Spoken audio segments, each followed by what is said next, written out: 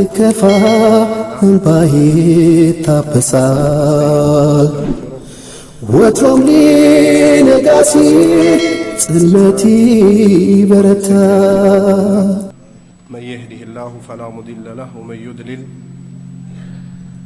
فلا هادي له وأشهد أن لا إله إلا الله وحده لا شريك له وأشهد أن محمدا عبده ورسوله صلى الله عليه وعلى آله وأصحابه وسلم تسليما كثيرا أما بعد تكبرات الله باريوج داري ياسكوات رأس الإسلام يهدم ما قبله يمينه إسلام كأسلمنا بفيت ሲሰሩ የነበሩ ጸያፍ የሆኑ ነገሮችን ያብሳል አላህ Subhanahu Wa Ta'ala ለባሪያዎቹ ማርታን የሚያገኙበትን መንገድ ዘርግቶላቸዋል የአላህ ነብይ አለይሂ ሰላቱ ወሰለም ሰሃቦቻቸውን በተለያየ ብስራት ያበስሯቸው ነበር አንድ ሰው ጸያፍ የሆነ ነገር ሲሰራ ተስፋ ቆርጦ ከእስላም እንዳይወጣ እንዲሁም ደግሞ ሸይጣንን ተከትሎ ወደ ጀሃነም እንዳይወርድ አላህ የእዝነት በሮቹን ክፍት አድርጓቸዋል ተውባ አይቋረጥም ሂጅራ ስደት እስካልቆመ ድረስ የአላህ የተውበት በሮች ዝግ አይሆኑም ማለት እንዲሁም ተውባም አትቋረጥም ፀሐይ ስትወጣበት የነበረውን ቦታ ትታ ከመግቢያዋ እስከምትወጣ ድረስ አሉ ነብዩ አለይሂ ሰላቱ ሰላም ስለዚህ በዚህ ፈትራ ወይንም በዚህ ጊዜ ውስጥ በአላህ ያስተባበሉ የካዱ ሰዎች የነብዩን ርሳላ አሻፈረኝ ብሎ የተው ሰዎች ከተመለሱ የአላህ በር ክፍት ነው ስለዚህ ከእስላም ውጭ ወይ ከእስልምና ውጭ የነበሩ ሰዎች ያንን የነበሩበትን ጸያፍ የሆነውን መንገድ ትቶ ወደ እስላም ሲመለሱ አላህ ይቅር ይላቸዋል ከዛ በፊት እስላም ማለት ምን ማለት ነው የሚለውን ባጭሩ ስንመለከት ጅብሪል ማል እስላም ዋላቸው ለነብያችን አለይሂ ሰላቱ ወሰለም እስላም ማለት ምን ማለት ነው አልኢስላሙ አን ተዕቡደላህ አሉት ነብዩ አለይሂ ሰላቱ ወሰለም እስላም ሲገለጽ እንዳጠቃላይ አላህን ማምለክ ነው ሰማይን ወይ ሰማያቶችና ምድራቶችን የፈጠረው የሆነው ጌታ ማምለክ ነው አሉት ነብዩ አለይሂ ሰላቱ ወሰለም ወላ ቱሽሪከ ቢ ሸይአ በዚህም አምላክ በአላህ ላይ ምንም አይነት ነገር ላታጋራበት ነው አላህ ሁሉን ሰሪ የሆነ ጌታ ነው የሁሉንም ድምጽ መስማት የሚችል የባሪያዎችን ችግር መቅረፍ የሚችል ጌታ ነውና በአላህ ላይ ምንም ላታጋራበት ነው አሉት ወቱቂም الصلاه በአላህ ከታመነ በኋላ በነብዩ አለይሂ ሰላቱ ወሰለም መልእክተኛነት ከተወሰነ በኋላ እንግዲህ እጅን አጣጥፎ መቀመጥ የለምና ሰላትን ቀጥ አድርጎ ማቆም ነው አሉ ነብዩ አለይሂ ሰላቱ ወሰለም አርካኑን ዋጅባቱን ሱነኑን ሰላትን የሚያሟሉና የሚያጓዱሉ ነገሮችን ጠብቆ ሰላትን ማቆም ነው አሉት አልመክቱባ ይህም ሰላት ብዙ ሰላቶች አሉ የሚሰገዱ ሱናዎች የአላህ ባሪያዎች የሚሰግዱባቸው ሰዓታቶች ብዙ አሉ የአላህ ነብይ እናታችን አይሻ ስትገልጻቸው ካነ የቁሙ من الليل حتى تتفطر قدمه ትላለች የአላህ ነብይ ሌሊቱን እግራቸው ሊሰነጠቅ እስኪቀርብ ድረስ ይቆሙ ነበር ይሰግዱ ነበር ቁም الليل الا قليلا አላቸው ሌሊቱን ቁም ትንሹ ሲቀር አላቸው። በዚህ መካከል እናታችን አይሻ በነብዩ አሰጋገድና በነብዩ ኢባዳ አደራረግ በጣም ከመገረሟ የተነሳ ያ ነብይ አላህ ያለፈውን የሚመጣውን ወንጀል ምሬሃለሁ አልፎም ጀነተል ፍርዶስን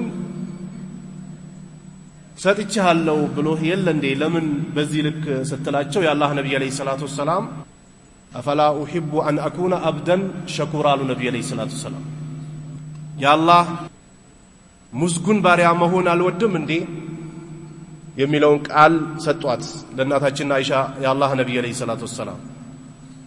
ሙእሚኖች ይሰግዳሉ መክቱባ ግዴታ የሆኑ ሰላቶች በቀንና በማታ የሚሰገዱ አላህ ግዴታ ያደረጋቸውን የአምስት ጊዜ ሰላት ከሰገዱ በኋላ ነዋፊሎች ሱና ሰላቶችን ያስከትላሉ።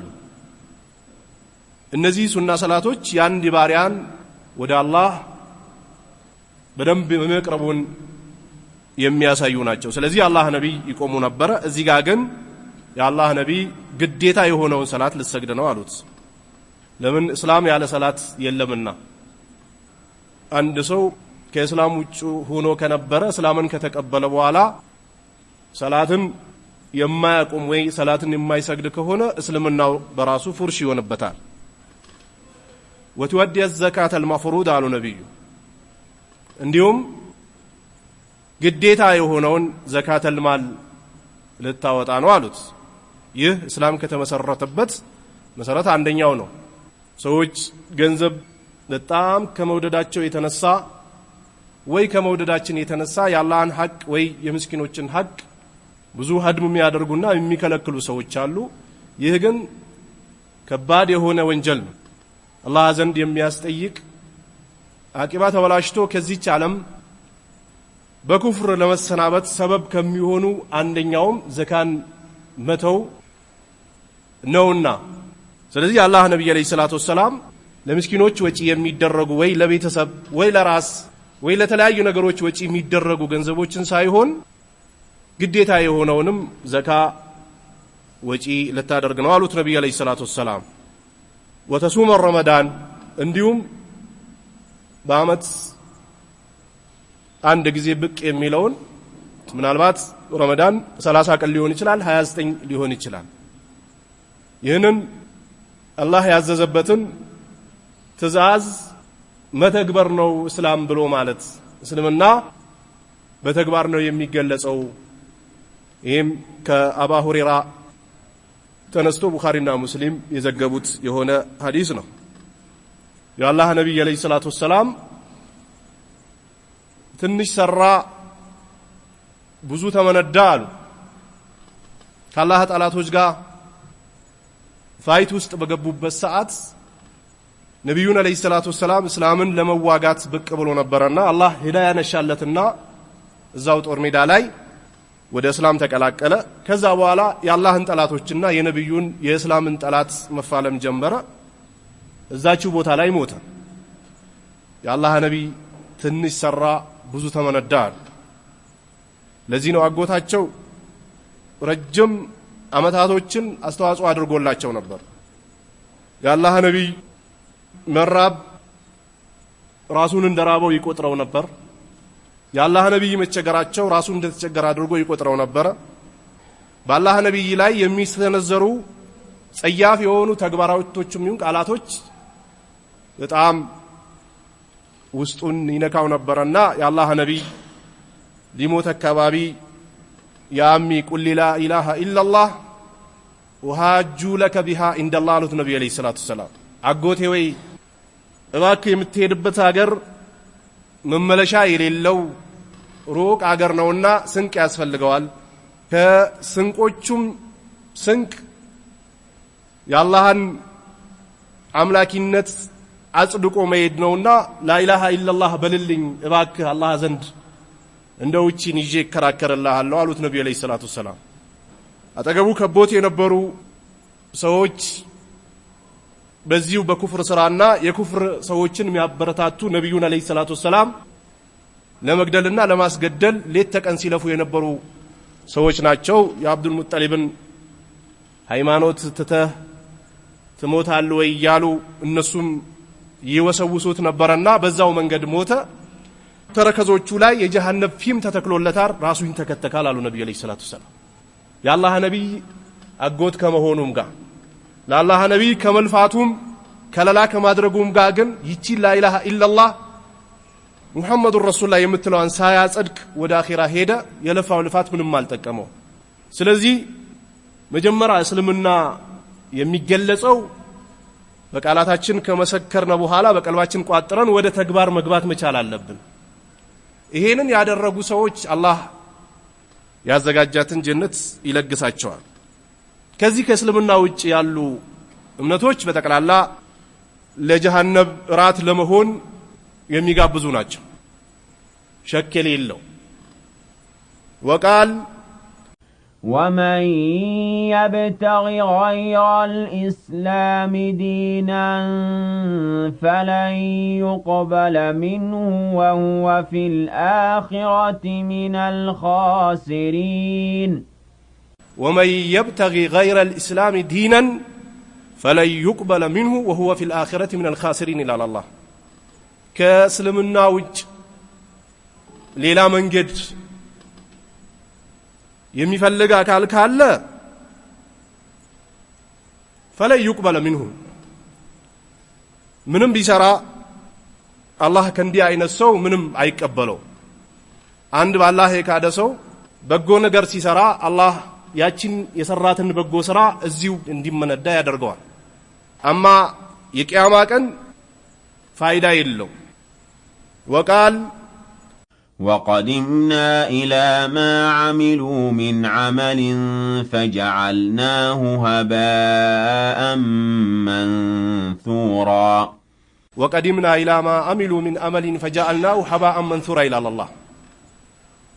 إخلاص توحيد نبينا عليه الصلاة والسلام مكتل ويا الله النبي عليه الصلاة والسلام ይዞት የመጡትን መንገድ መያዝ የሌለበት አይነት ስራ ከሆነ እንደ ተበተነ አቧራ እናደርገዋለን ይላል አላህ። ስለዚህ ከእስላም ውጭ ያሉ የእምነት ስም የተሰጣቸው የተኛውም እምነት فلن يقبل منه على الله ከሱ አላህ አይቀበለውም። وهو في الآخرة من الخاسرين ያለ መቀበል ብቻ አይደለም ተከትሎት የሚመጣው ደግሞ ትልቅ ኺሳራ አለው። የቂያማ ቀን ከከሰሩ ሰዎች ይሆናል ይላል። وقال اليوم أكملت لكم دينكم وأتممت عليكم نعمتي ورضيت لكم الإسلام دينا. اليوم أكملت لكم دينكم إلى الله. يا الله نبي حجة الوداع ላይ በነበሩበት ሰዓት የሐጅ ስርዓትን እየፈጸሙበት በነበረበት ቀን አላህ ይህንን ቁርአን አወረደ። ዛሬ ዲኑን ሞልቼዋለሁ ወአትመምቱ አለይኩም ኒዕመቲ የኔን ጸጋም ደግሞ እናንተ ላይ አድርጌያለሁ። ወረዲቱ ለኩም الاسلام ዲና አለ አላህ። በሃይማኖት በኩልም ደግሞ እስልምናን ወድጄላችኋለሁ። እስላም አላህ ወዶ ስሙን ጠርቶ በነቢያቶች አማካኝነት ወደኛ እንዲመጣ አድርጓል። ስለዚህ ሃይማኖት ማለት እስልምና ነው። እስልምናን ደግሞ እኔ ነኝ ወድጄ ፈቅጄ ሰጧችሁ ይላል አላህ። ወቃል إن الدين عند الله الإسلام. إن الدين عند الله الإسلام. ዲን ሃይማኖት ብሎ ማለት ደግሞ አላህ ዘንድ እስልምና ብቻ እና ብቻ ነው። ከዛ ውጭ ያሉ ሃይማኖቶች ወይንም ደግሞ ከዛ ውጭ ያሉ የሚመለኩ የባጢል አማልክቶች የቂያማ ቀን ምንም ማድረግ አይችሉም። ያመለካቸውንም መርዳት አይችሉም፣ ራሳቸውንም መርዳት አይችሉም። የዛ ቀን ነቢያቶች ሁላ ሳይቀር የሚፈሩባት የሆነችዋ ቀን የዛሬዋ ቀን ንግስና ለማን ነው ይላል አላህ? ለአላህ ቢሆን እንጂ። ስለዚህ እስልምና ትክክለኛ የሆነ በአላህ ቃል በቁርአኑ ጸድቆ ወደኛ የመጣ ነው። ከዚህ ውጭ እምነት የለም። ምናልባት በእስልምናው የሚጠራጠር በሰላቱ፣ በዘካው፣ በሐጁ፣ በነቢዩ ነቢይነት፣ በቁርአን የሚጠራጠር አካል ካለ ቢሰራውም አይጠቅመው ፉርሽ ነው የሚሆን አምኖበት ወዶት መሆን አለበት ስለዚህ የመጀመሪያው ልንገነዘበው የሚገባው እስላም ነው ዲናችን ሆኖም ግን ይህንን እስላም አሻፈረኝ ብሎ የወጡ ሰዎች ከተመለሱ የአላህ በሩ ክፍት ነው ወቃል قل للذين كفروا إن ينتهوا يغفر لهم ما قد سلف وإن يعودوا فقد مضت سنة الأولين قل للذين كفروا إلى الله يا محمد لنزالك هادو سوچ بلاچو ጥሪና አድርግ ዳዕዋ ለሙስሊም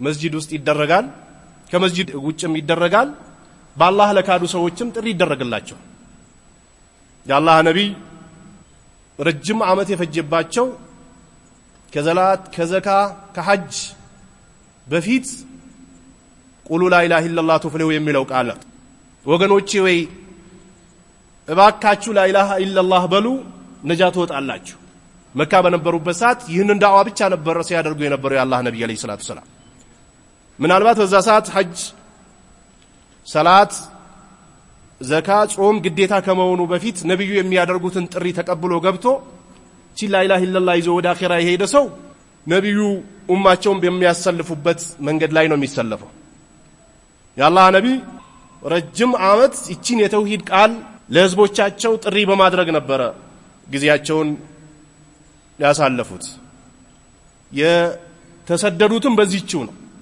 የተወለዱበት የተከበረው ሀገር መካ አላህ ቁርአን ላይ አቆላምጦ የጠራው መካ ነበር የአላህ ነብይ የተወለዱት ወደ ተውሂድ ጥሪ ያደረጉ የቅርብ ዘመዶቻቸውን አክስታቸውን በስም ጥሪ ያደረጉ እባካችሁ ላ ኢላሃ ኢላላህ በሉ እስላምን ያዙ ነፍሳችሁን ከጀሃነም ነፃ አውጡ እያሉ የአላህ ነብይ ረጅም ዓመት መካ ላይ ጥሪ ያደረጉ ከዛ በኋላ አዛው ጣጣው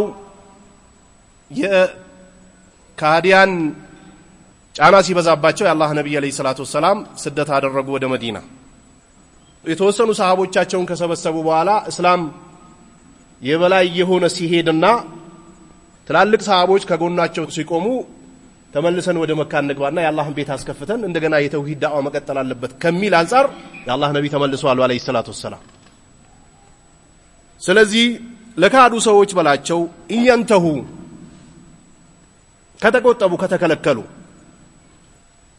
በአላህ ላይ የሚያጋሩትን ማጋራት ከተው ثالث ثلاثه ይላሉ ኡዘይር ኢብኑ ላህ ይላሉ የተለያዩ ጸያፍ የሆኑ ሰማይና ምድር ሊሸከሙት የማይችሉ የኩፍሩ ቃላትን ከመላሳቸው ያወጣሉ ይሄንን ተግባር አውቆት እየንተሁ አላህ ቢከለከሉ ቢመለሱ ከዚህ ኩፍራቸው በአላህ ላይ ከማጋራት የአላህን ሐቆች ሀድም አድርጎ አላህን ከመሳደብ ነብዩን አለይሂ ሰላቱ ሰላም አዛ ከማድረግ ነብዩን ከመሳደብ ወደ አላህ ጥሪ የሚደረግባቸው መንገዶችን ሰድ ከማድረግ ተውበት አድርጎ ከተመለሱ ይغفر لهم ما قد سلف على الله ያለፈው ይማራል አንድ ሰው ኩፍር ላይ ጸያፍ የሆኑ ነገሮችን አይመርጥም ራቆት መሄዱ ቀላል ነው حرام የሆኑ መጠጦችን መጠጣት ቀላል ነው ጎረቤትን አዛ ማድረግ ቀላል ነው በጣም ብዙ ነገሮች ቀላል ናቸው ግን ይሄ ሁሉ ጸያፍ ነገር ይያለ لا إله إلا الله محمد رسول الله የምትለውን ይዞ ወደዚህ ከገቡ يغفر لهم ما قد سلف على الله ያለፈው በሙሉ ይማራል ይታበሳል على الله ይሄ አላህ በክህደት ቆይቶ ወደ አላህ ለተመለሱ ሰዎች ያዘጋጃት ሽልማት ነች ምናልባት ለመሞት ወደ አኺራ ለመሄድ 1 አመት 2 አመት ወይ 1 ወር ወይ 2 ቀን 3 ቀን ሲቀረው ወደ እስላም ሲገባ يغفر لهم ما قد سلف على الله ያለፈው ይማራል ይሄ አዲስ ወደ እስላም ለሚገቡ ሰዎች አላህ የሰጣቸው ብስራት ወይንም ደግሞ የሰጣቸው ስጦታ ነው ከዛ በፊት የነበሩበት መንገድ ጸያፍ ነበር ከጸያፎች ጸያፍ በአላህ ላይ ቆርጦ መቀጠል ነበር አላህ ሁሉን ነገር ማድረግ እየቻለ ሰማያትና ምድርን ፈጥሮ ሲያበቃ በእናት ማህፀን ውስጥ ያለምንም ክፍያ ተንከባክቦ አላህ ለዚህ ደረጃ አብቅቶ ሲያበቃ ለድንጋይ ለቀን ለእንጨት ለተለያየ ለግዑዝ ነገሮች ሲሰግድ ወይንም ደግሞ ሲሳለም ወይ ሲፈራ ሲከጅን ነበር አይደል? እየንተሁ ይغفر لهم ما قد سلف على الله ከተከለከሉ ከተመለሱ አላህ ይቅርላቸዋል አለ። እየተመዘዘ ይሄ ነበረብህ ስለዚህ ይሄ ስላለ እምነትህ ልክ አይደለም አይባል። خلاص እስላምን ይዞ ከገባ ወይ ወደ እስላም ከገባ ከዛ በፊት የነበረው ነገር ይታበሳል። ካይንም መንካል ዑለማዎች ወይ የእስላም ሊቃውንቶች እጅማዕ ያደረጉበት ነገር ነው። የተለያየ ጸያፍ ነገሮች ሲጨማለቅ የነበረ ሰው ወደ ላ ኢላሃ ኢላላህ ሲገባ ንጹህ ሰው ይሆናል። የአላህ ነብይ አለይሂ ሰላቱ ወሰላም መን ሐጀ ወለም የርፉት ወለም የፍሱቅ ረጃ ከየውም ወለደቱ ኡሙ አሉ ነብይ አለይሂ ሰላቱ ወሰላም። እስላም ላይ ሆኖ ነፍስያና ሸይጣን አሉና የተለያየ ማስያዎች ውስጥ ልንገባ እንችላለን። ሆነውም ግን አላህ እስላም ውስጥ ሆኖ ጸያፍ የሆነ ነገር ለሚሰሩ ሰዎች በሩን ክፍት አድርጓል። ሐጅ አድርጎ በሐጅ ስነ ስርዓት ጸያፍ የሆኑ ንግግር ፋህሻ የሆኑ ንግግሮችን ሳይናገር ሐጁን አድርጎ የተመለሰ ሰው ረጃአ ከየውሚ ወለደቱ ኡሙ አሉ ነብዩ አለይሂ ሰላቱ ሰላም። ልክ በእናቱ ሆድ ውስጥ በንጹህ ጨርቅ እናቱ ጋር አርፎ እንዳለ ህፃን ሆኖ ይመለሳል አሉ ነብዩ አለይሂ ሰላቱ ሰላም። ይሄ ሐጅ ለሚያደርጉ ሰዎች አላህ የሚሰጣቸው ስጦታ ነው። አተውበቱ ተጁቡ ማቀብለሃ የሰው ዕዳ ካለበት ዕዳውን ከከፈለ